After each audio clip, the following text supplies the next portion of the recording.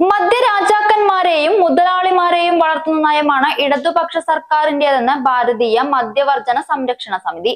മുതലാളിത്ത സംവിധാനത്തിൽ മുതലാളിമാരായി ജീവിക്കുകയും ഭരിക്കുകയും ചെയ്യുക എന്നതിന്റെ നഗ്നമായ ഉദാഹരണമാണ് സർക്കാരെന്ന് പൊതുപ്രവർത്തകൻ ആലക്കൽ ചെന്താമരാക്ഷൻ വാർത്താ സമ്മേളനത്തിൽ പറഞ്ഞു. മദ്യവർജനത്തിന്റെ പേരിൽ അധികാരത്തിൽ വന്ന LDF സർക്കാർ മുൻ സർക്കാർ നിർത്തിവെച്ച മദ്യശാലകൾ പുനരാരംഭിച്ചത് മൂലം ശാന്തിയും സമാധാനവും നഷ്ടമായി കഴിഞ്ഞു.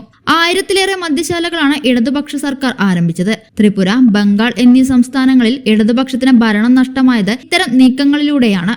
ബീവറേജ് ഔട്ട്ലെറ്റുകളും ബാർ ഹോട്ടലുകളും യാതൊരു മാനദണ്ഡവും ഇല്ലാതെയാണ് സർക്കാർ അനുവദിക്കുന്നത്. കേരളത്തെ മദ്യത്തിൽ മുക്കിക്കൊല്ലാനുള്ള സർക്കാരിന്റെ നീക്കം അപലപനീയമാണ്. സർക്കാരിന്റെ കുടുംബ സാമൂഹിക ദ്രോഹത്തിനെതിരെയുള്ള വിധിയെഴുത്ത് വരുന്ന തെരഞ്ഞെടുപ്പുകളിൽ ഉണ്ടാവുമെന്നും ചെന്താമരാക്ഷൻ പറഞ്ഞു. വാർത്താ സമ്മേളനത്തിൽ സമിതി ഭാരവാഹികളായ തച്ചാങ്കുന്ന് സുരേന്ദ്രൻ, പ്ലാച്ചിമട ഹരിഹരസുധൻ, പേരലിക്കളം കൃഷ്ണദാസ് എന്നിവരും പങ്കെടുത്തു.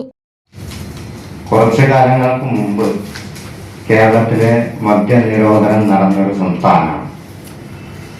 ആ മദ്യനിരോധനം നടന്നതിന്റെ തുടർച്ചയായിട്ട് അടുത്ത ഭരണം കേരളത്തിൽ വരികയാണ്.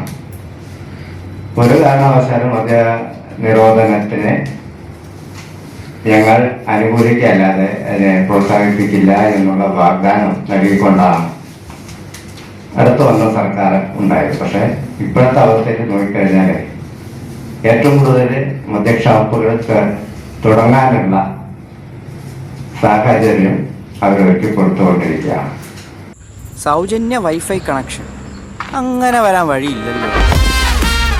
ഫ്രീ മോഡം ഇൻസ്റ്റലേഷൻ ചുമ്മാ. സത്യാടോ, എന്റെ വീട്ടിൽ ഈ കണക്ഷനാ. തന്നെയും വിശ്വാസമില്ല. അല്ല, കേരള വിഷൻ. കേരള വിഷനിലേക്ക് സ്വാഗതം. ഇപ്പോൾ വൈഫൈ കണക്ഷൻ എടുക്കാം ഫ്രീ ആയി.